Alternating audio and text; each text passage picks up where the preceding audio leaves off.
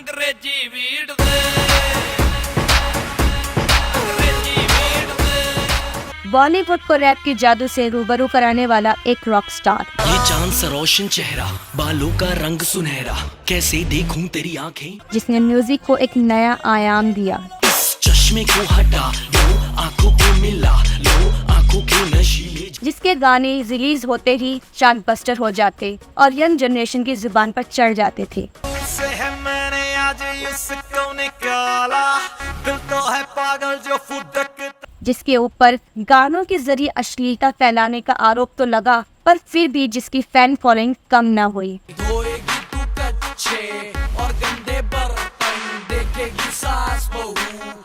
मटकाऊं मैं कमरिया धीरे धीरे धीरे धीरे, सैया जी सामने बैठे जाम पीरे पीरे। फिर कैसे वो शिकार हो गया एक ऐसी बीमारी का जिसने उससे उसका सब कुछ छीन लिया और लापटका अर्श से सीधा फर्श पर।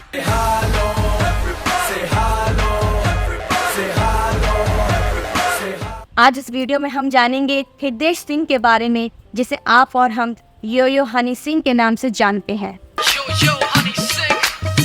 पंजाब के होशियारपुर में 15 मार्च 1983 को जन्मे हृदय सिंह, जो सबके लिए यो यो हनी सिंह बन चुके हैं, लेकिन हृदय से हनी सिंह बनने का सफर आसान नहीं रहा। उन्होंने पॉप गानों पर लोगों को थिरकने पर मजबूर तो कर दिया, लेकिन विवादों से भी उनका नाम खूब जुड़ा। तेरे 7 समुंदरों पार 4 बोतल वोदका, काम मेरा रोज का।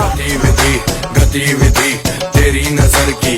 सफलता के शिखर पर पहुंचकर वो ऐसे गिरे कि बाइपोलर डिसऑर्डर जैसी गंभीर बीमारी का शिकार हो गए। उनकी वाइफ से भी उनका तलाक हो गया। काफी समय नशे को छोड़ने के लिए रिहैब में भी रहे, लेकिन अक्सर जिन चीजों से इंसान टूट जाता है वो उससे लड़ के वापस लौट आया है। कहते हैं ना, कोशिश करने वालों की कभी हार नहीं होती, तो हनी सिंह ने भी कभी हार नहीं मानी और फिर खुद से खुद तो खड़ा कर दिया। हर मुश्किलों को पार कर फैंस के लिए एक मिसाल भी पेश की। हुस्न वालों को न दिल दो ये दगा देते हैं, पहले दिल लेते हैं फिर जान भी ले लेते हैं। Honey Singh music producer, composer, rapper, pop singer, lyricist और एक्टर भी हैं। उन्होंने 2003 में सेशन रिकॉर्डिंग आर्टिस्ट के रूप में अपने करियर की शुरुआत की थी और फिर भांगड़ा और हिप हॉप म्यूजिक कंपोजर बन गए। जब उन्होंने खुद गाने बनाए और गाए तो संगीत की दुनिया में एक नई लहर लेकर आए।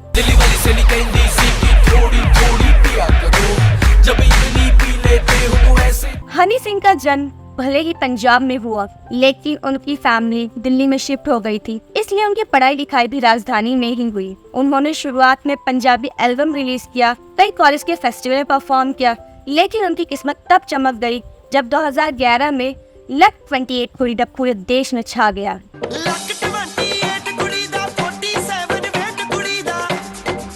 इसके एक साल बाद यानी 2012 में हनी सिंह को मुझे नींद पिला दे सजना के लिए 70 लाख रुपए मिले थे और वो बॉलीवुड के इतिहास में सबसे महंगे सिंगर बन गए थे।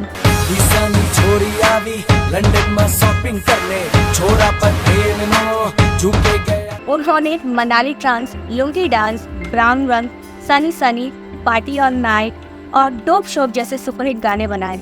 नवीना डोप शोप मारिया करो, सानू एक कहना नक चाड़िया करो। तो थोड़ा राउंड घुमा के, अन्ना के जैसा चश्मा लगा के। हनी सिंह की लाइफ में सब कुछ ठीक तो चल रहा था, लेकिन विवादों से भी उनका नाम जुड़ता जा रहा था। उनके गानों के बोल पर खूब आपत्ति जताई गई। रैपर बादशाह संग भी उनका झगड़ा किसी से छिपा नहीं है।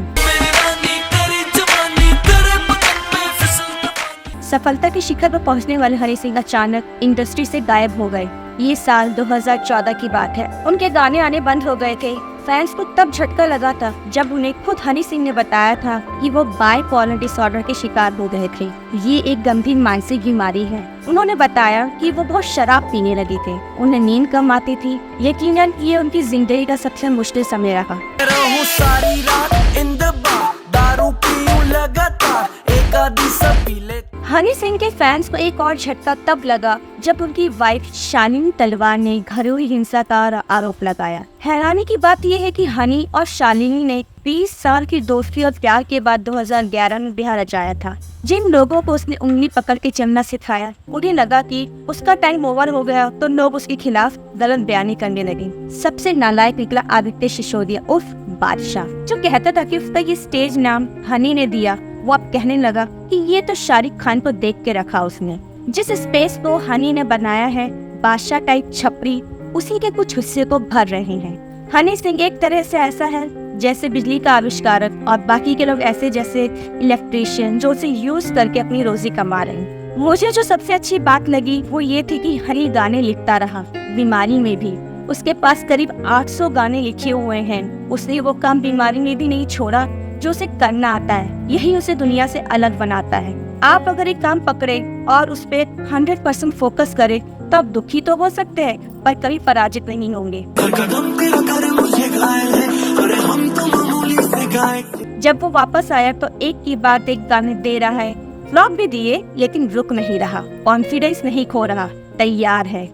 ब्रांड अग लगी हुई स्टॉक्स नू, रेड बुल नाल गलासी खंब लगे मेरे थॉट्स। उसके नए एल्बम ग्लोरी के गाने दुनिया में ट्रेंड कर रहे हैं। उसके गाने आपको पसंद आए या ना आए, लेकिन इंसान 100% इंस्पायरिंग है। जल्द ही उसकी एक डॉक्यूमेंट्री भी आ रही है।